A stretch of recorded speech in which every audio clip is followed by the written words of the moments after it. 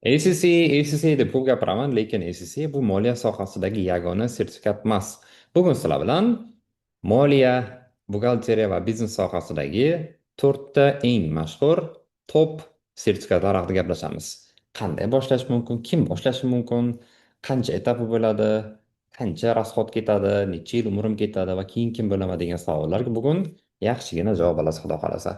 Let's go. Alright.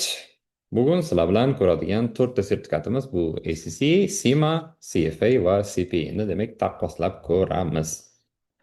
Quickly birinchi ikkitasi ACC va CIMA bu UK da tashkil topgan, CFA va CPA bu US based bo'ladi. ACC bu global deydi, ya'ni eng global ichidan ACC bo'ladi, chunki eng ko'p davlatda 180 davlatda qabul qilingan, tan olingan. Broad Finance'ga asoslangan auditga fokus qilgan va Big Four uchun juda ham kuchli case bo'ladi. Bu like Finance and Accounting Audit focus. CIMA esa bu ham UKda tashkil topgan, lekin ular asosan MA, ya'ni ACC ko'proq FA, ya'ni audit bilan accountingga bog'liq bo'ladigan bo'lsa, CIMA bu ko'proq MA, Management Accountingga. Finance va Decision Making. Bu bilamiz ko'proq consulting kompaniyalar uchun ko'proq kerak bo'lishi mumkin bo'ladi. CFA bu investmentlar bo'yicha, equitylar bo'yicha va boylikni boshqarish, portfoliyoni boshqarish bo'yicha juda kuchli sertifikat hisoblanadi. Va CPA bu US ga xos. Ya'ni buxgalteriya bilasizlar, international alohida, ya'ni US ni o'zini alohida buxgalteriyasi bor. To'g'ri, international birga-bir ishlaydi, lekin baribir US da siz US ni o'zini standarti bo'lgan CPA bo'yicha o'qishingiz kerak bo'ladi.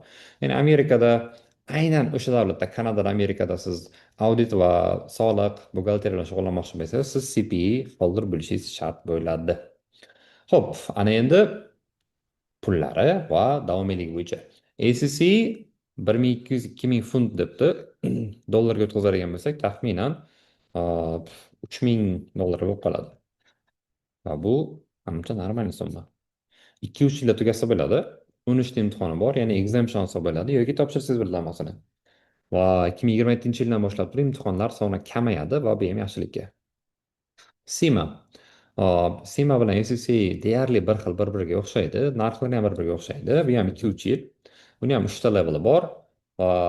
Objective test, ya'ni ABCD variant savollari ham bor va case'lari ham bo'ladi. Asosan case'larga upor qilgan bo'ladi bu imtihonimiz. CFA qimmatroq. 2,5 mingdan 4 minggacha. Bu demak ro'yxatdan o'tish va imtihon topshirish ichiga kiradi. Aytib turibdi, odatda tugatish davomiyligi 2,5 yildan 4 yilgacha. Bunda 3 ta imtihon bo'ladi va har bitta imtihon demak bitta-bittalab topshirasiz.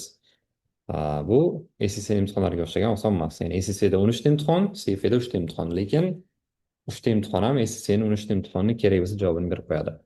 CPA narxi bu ham ACC, CIMA bilan ko'p ham farq qilmayapti. Bu shtatdan shtatga farq qilishi mumkin Amerikadagi imtihon pullari, applicationlari va bunda aytib qo'yibdi o'zi 1-2 yilda tugasa bo'ladi, faqat ta'lim bo'yicha prerekvizitlarni topshirsangiz. Prerekvizit nima degani? Hamma ham CPA boshlay olmaydi. Buni sal turib gaplashamiz. 4 ta exam sectioni bor. Bular masalan business, finance, governance va taxation adashmasam. Ana endi qiyinchiligi bo'yicha mana bunaqa matrix qilib qo'ydik. High depth, low difficulty. ACC high depth, ya'ni ichida chuqur. Bu high depth degani bu yerda ko'p tarmoqli degan ma'noda. Juda ham broad. Finance bor, taxation bor, investment bor, performance management bor, reporting bor, like law bor kerak bo'lsa. Lekin o'ta ham qiyin emas.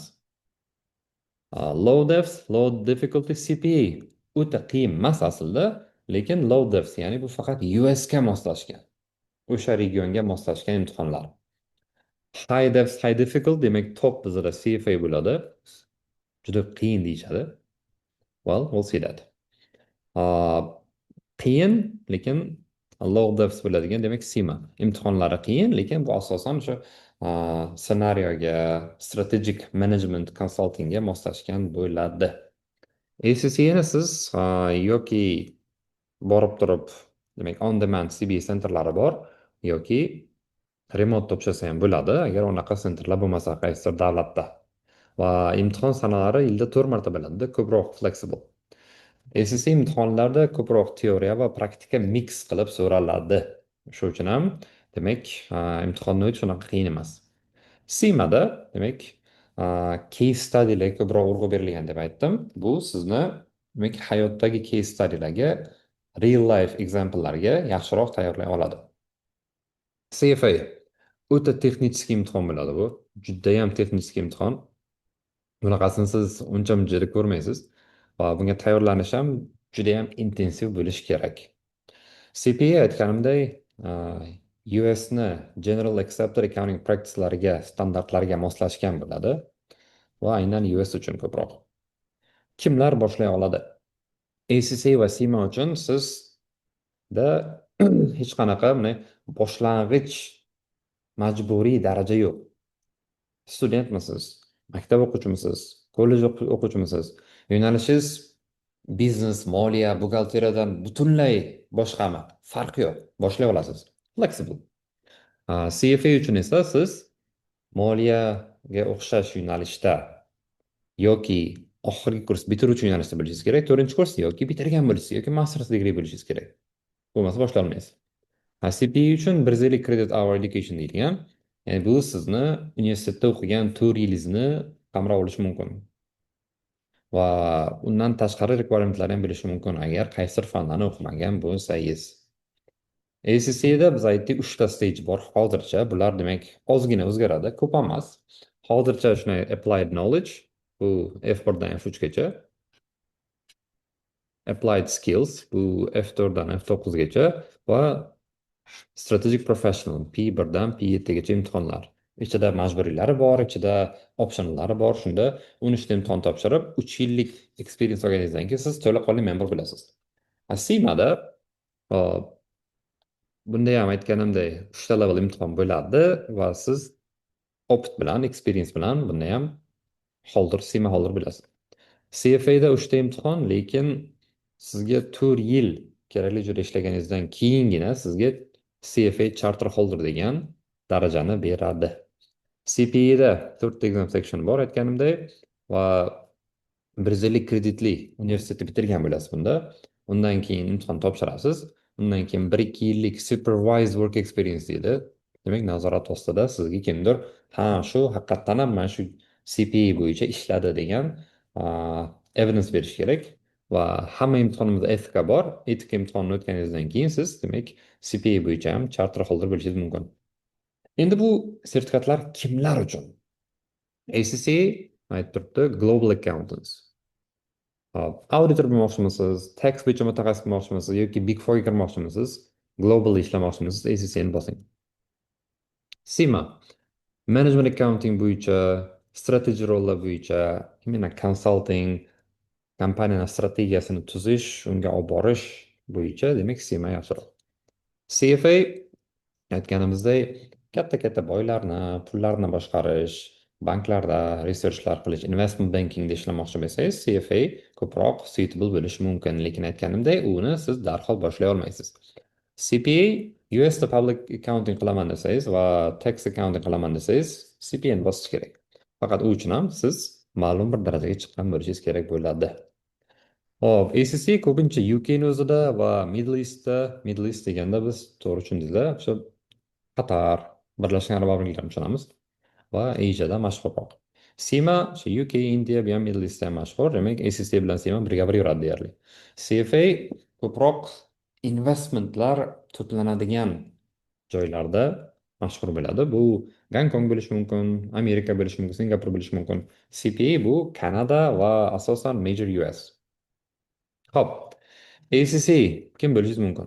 Auditor bo'lishingiz mumkin, financial control bo'lishingiz mumkin, CFO ham bo'lishingiz mumkin, tax consultant ham bo'lishingiz mumkin. Demak, UK da o'rtacha oyligi 40 ming, 70 ming funtgacha deyapti. Bu degani 50 ming bo'ladigan bo'lsa ham, 4 mingdan boshlanadi dollar. Big 4 entry uchun juda ham strong pointlar beradi sizga ACC olganingiz. SIMAda demak mid career bo'lsangiz, ya'ni endi ishingizni boshlamagan bo'lsangiz, bunda oyligi SSCdan sal yuqoriroq bo'lishi mumkin, 5 ming, 5 mingga. 5 ming degani ham demak bu aa, bu yiliga 5 ming qo'shadigan bo'lsak, yana oyiga 600-700 bo'lib qolishi mumkin. Shunda mayli 4,5 ming deylik oyligini. CFA qayerda ishlayotganingizga qarab turib oyligi yaxshi, lekin CFAni boshlash uchun va CFA bilan ishlash uchun sizda ma'lum bir prerequisit, ya'ni daraja bo'lishi kerak bo'ladi. CFA bilan CPA oyliklari kattaroq ko'rib turibsizlar va shunga yarasha requirementlari ham kattaroq bo'ladi. Mana bu quick comparison table bemalol ko'rib chiqsangiz bo'ladi. Biz bugun gapirgan pointlarimizni bu summarize qiladi. Mana o'zim xulosam nima bo'ladi? Agar student bo'lsangiz, siz SSCni boshlang. Men SSC mutaxassis bo'lganim uchun emas, hozir tushuntirib beraman. Nimadan boshlashni bilmasangiz ham SSCni boshlang. Eng kamida Globally Qualified bo'lasiz. 180 dan ortiq davlatda o'tadigan, tan olingan sertifikat egasi bo'lasiz.